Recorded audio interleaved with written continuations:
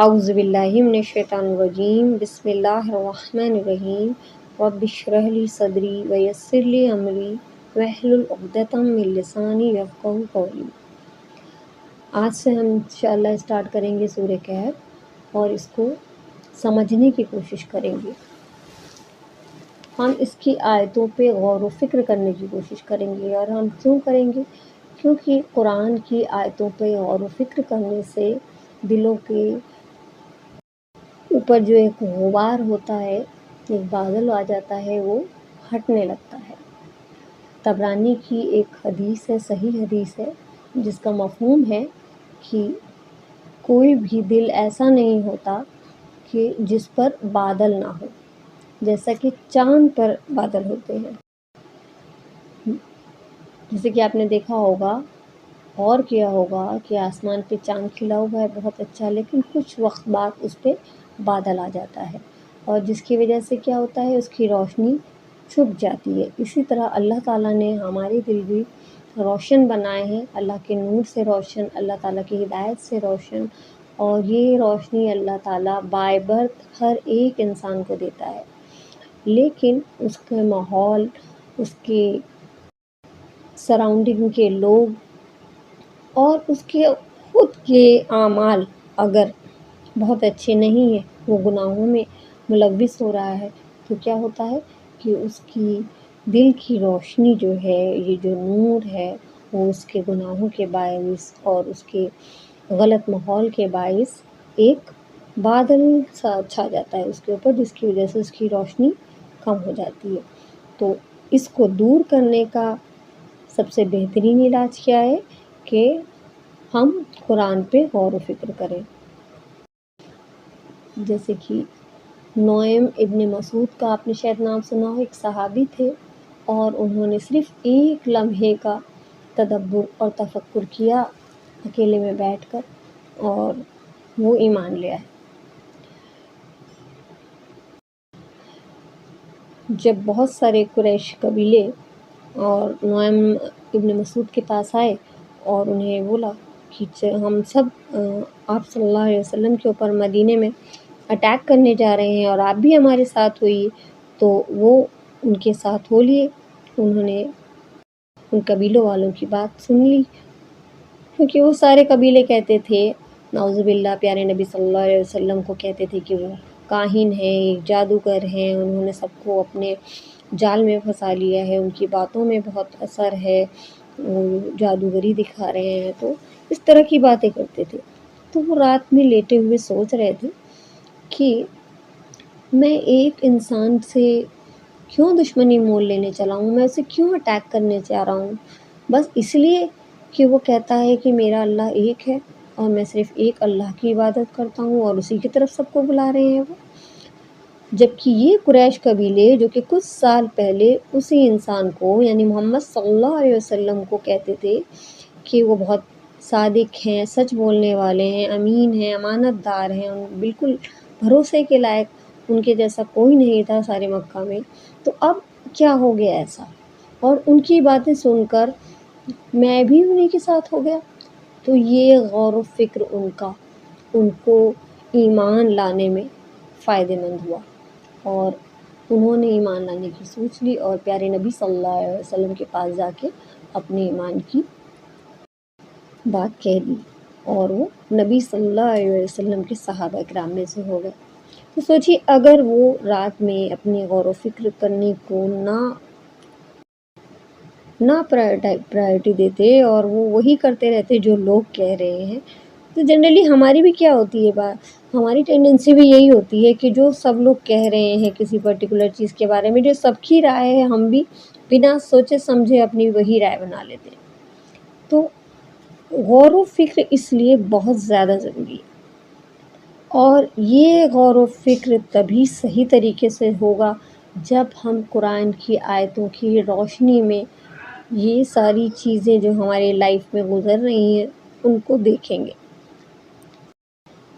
اور سب سے پہلے سورہ کہف کا انتخاب بھی ہم لوگوں نے اس لیے کیا ہے کہ سورہ کہف کی بہت زیادہ فضیلت آئی ہے احادیث میں، کہ ایک فضیلت یہ ہے، مسلم کی حدیث ہے، حدیث نمبر 809 کہ جس نے یعنی جس مسلمان نے سورہ کہف کی پہلی 10 آیات حفظ کر لیں اسے دجال کی فتنے سے محفوظ کر لیا گیا، مطلب وہ دجال کے فتنے سے بچ جائے گا۔ اور ایک اور روایت میں آخری 10 آیات کا بھی ذکر آتا ہے۔ اور آپ جانتے ہیں کہ یہ فتنوں کا دور ہے، ہر طرف فتنے ہی فتنے دکھ رہے ہیں، دجالیت کا ماحول ہے، تو اس وجہ سے ہم نے اس صورت کو ہی چوز کیا ہے۔ تو آئیے انشاءاللہ ہم اس کو اسٹارٹ کرتے ہیں۔ سب سے پہلے ترجمہ دیکھتے ہیں۔ بسم اللہ الرحمن الرحیم۔ الحمدللہ، سب تعریف اللہ کے لیے ہے، الذی، وہ جس نے انزل نازل کیا، علی عبدہ، اپنے بندے پر، الکتاب، کتاب کو، ولم یجعل، اور نہیں اس نے رکھا، لہو، عوجا، اس میں کوئی ٹیڑھا پن۔ جو لوگ عربک پڑھنے والے ہیں وہ جانتے ہوں گے کہ عربک میں کامن ناؤن کو پراپر ناؤن بنانے کے لیے الف لام جوڑ دیا جاتا ہے۔ الف لام، الحمد، ایک تو ہوتا ہے حمد مطلب تعریف، کوئی بھی تعریف، لیکن الحمد خاص تعریف، الذی خاص بنتا، الکتاب خاص کتاب۔ دیکھیے 3 دفعہ آیا ہے نا ال، تو یہ خاص تعریف ساری جتنی بھی ہیں وہ کس کے لیے ہیں؟ اللہ تعالیٰ کے لیے۔ اللہ تعالیٰ کے لیے ہی کیوں ہے ساری تعریفیں؟ کیونکہ اللہ تعالیٰ ہر ایک کو بنانے والا ہے۔ سپوز کوئی انسان بہت انٹیلیجنٹ ہے تو اللہ تعالیٰ نے ہی اسے بنایا ہے۔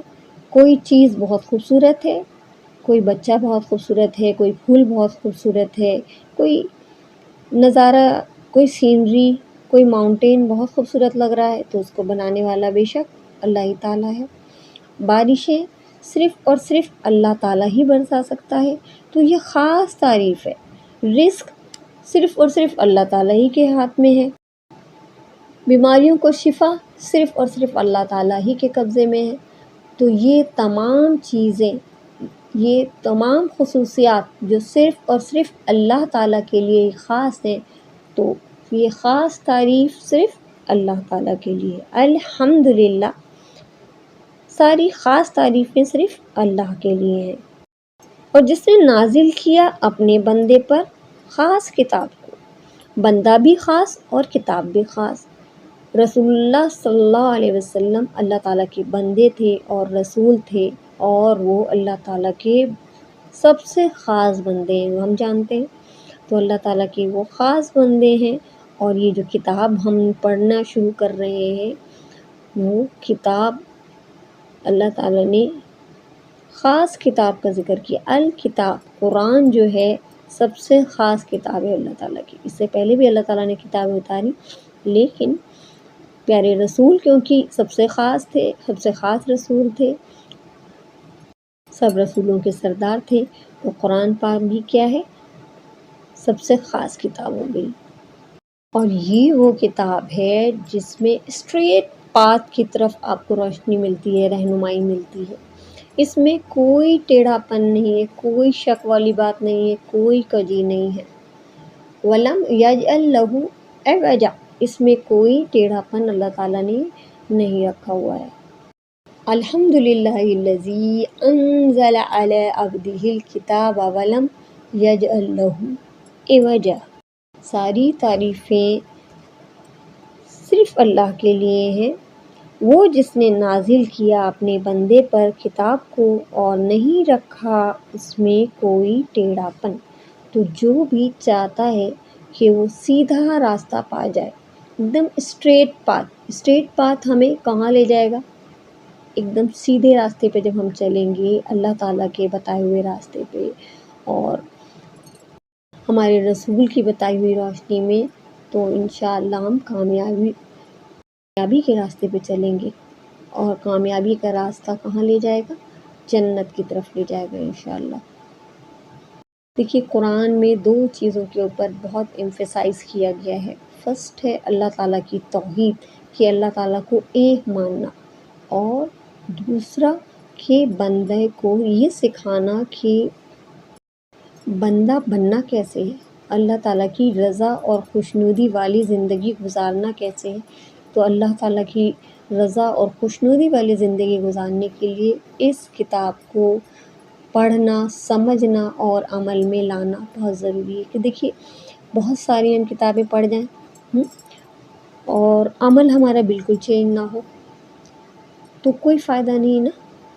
اب کوئی بندہ ہے کہ اسے تقویٰ کے معنی نہیں معلوم، تقویٰ مطلب ہوتا ہے کہ اللہ کی محبت میں یا اللہ کے ڈر سے اپنی لائف کو ڈسپلن کر لینا۔ اور لائف کو ڈسپلن کرنے کا کیا مطلب ہے؟ اپنی لائف کو قرآن کی روشنی میں احادیث کے اکارڈنگ چینج کرتے جانا، تبھی یہ فائدہ دے گا ہمیں یہ علم۔ ادروائز ہم ڈگریز پہ ڈگریز، انعام پہ انعام لیتے رہیں اور وہ سب دنیا میں رہ جائیں گے اگر ہماری لائف میں ان آیات کی روشنی کے اکارڈنگ چینج نہیں دکھ رہے ہیں۔ تو یہ اتنی روشن کتاب ہے نا کہ اس کا علم حاصل کر کے عمل کرنے والے جو بھی ہوتا ہے وہ اپنے ماحول کو بھی روشن کر دیتا ہے، اس کے اعمال اتنے نورانی ہو جاتے کہ وہ اپنے آس پاس کے لوگوں کے لیے بھی رحمت بن جاتا ہے۔ تو ہمیں ایسا علم حاصل کرنا ہے کہ جس سے ہمارے اعمال بھی چینج ہو جائیں انشاءاللہ۔ سبحانک اللہم و بحمدک نشہد ان لا الہ الا انت نستغفرک و نتوب الیک۔